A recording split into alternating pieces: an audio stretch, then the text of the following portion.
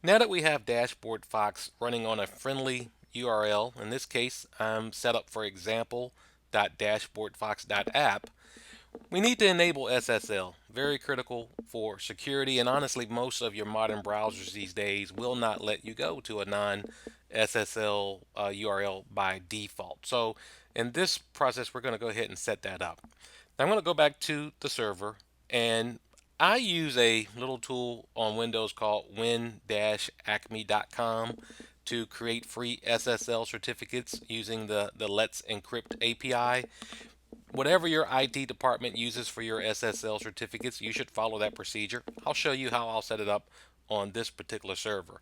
But the very first thing we need to do is go back into IIS, and if you recall, we set this default website up as uh, where Dashboard Fox is located. What we need to do, and this again assumes that Dashboard Fox is the only IIS application on this server. It will be a slightly different process if you have other applications sharing IIS. Can completely be done, just a couple different steps you have to take. But on the default website, if this is where Dashboard Fox is located, we first need to go in and set up a binding for our domain that we eventually want to be HTTPS. You'll notice by default there's a HTTP binding, but there's no host name here. So what I'm going to do is click in there, I'm going to edit this, and for my host name I'm going to put in what we've been using, which is example.dashboardfox.app. So of course you would put in your particular domain name in that case. So now that I have that, what we're going to do is create a SSL certificate. Again, I'm going to use WinAcme. I'll show you the process. It's really simple.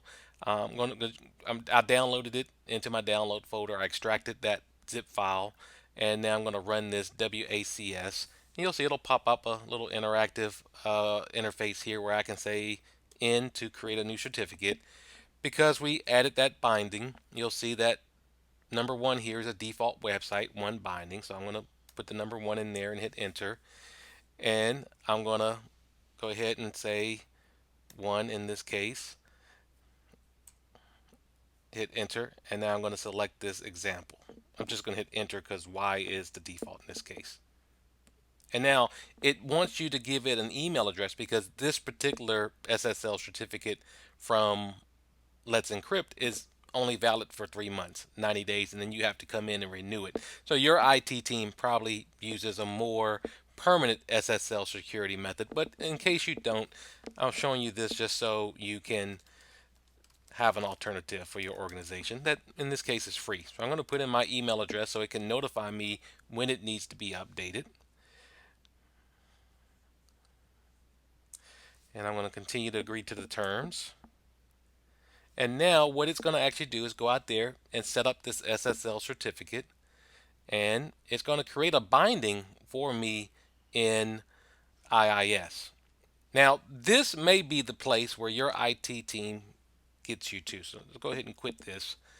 Now if I go back to IIS, let's close that down and reopen it, and I'm looking at my bindings, you'll see now I have an HTTPS that also is pointing to that. And of course, it has that certificate. If you notice here, it has the default website certificate that we just created. So now SSL is enabled on the domain that I want to run Dashboard Fox on.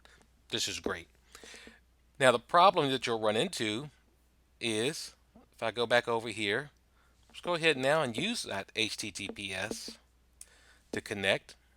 And Firefox is going to like that a lot better. Now you'll see I've got my site secured.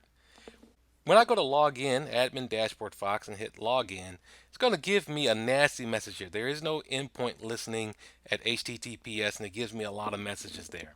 What that means is Dashboard Fox is not configured to use SSL yet. So that's what I'm going to show you in this process. I'm going to go back to my server, and it's a pretty simple thing that we need to do. We're going to go back, and first I'm going to stop my Dashboard Fox service. So let's go into services. We're going to find the Dashboard Fox master service, which is right here. I'm going to right click and say stop on that.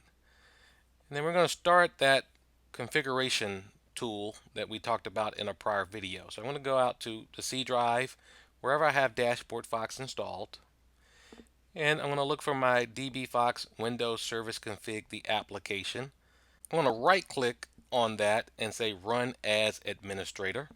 That's going to bring up our service configuration tool.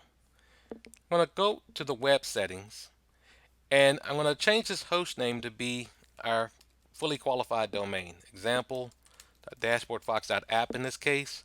I'm going to put that in all three of our host name boxes. So this would match whatever your fully qualified domain name is.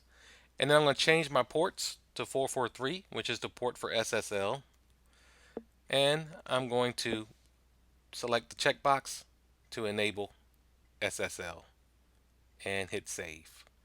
So that's going to update all of the configuration files. You'll see it'll give us a message that it's unable to start the service. That's fine, because we're going to start that manually. So now I'm going to go back out to that dashboard master service, and I'm going to say start.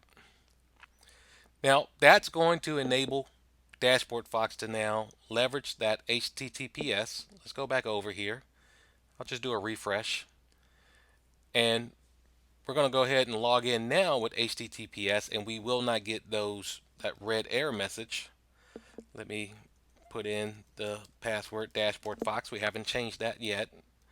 I'm going to log in, and you'll get your green message, and you'll be able to log in successfully.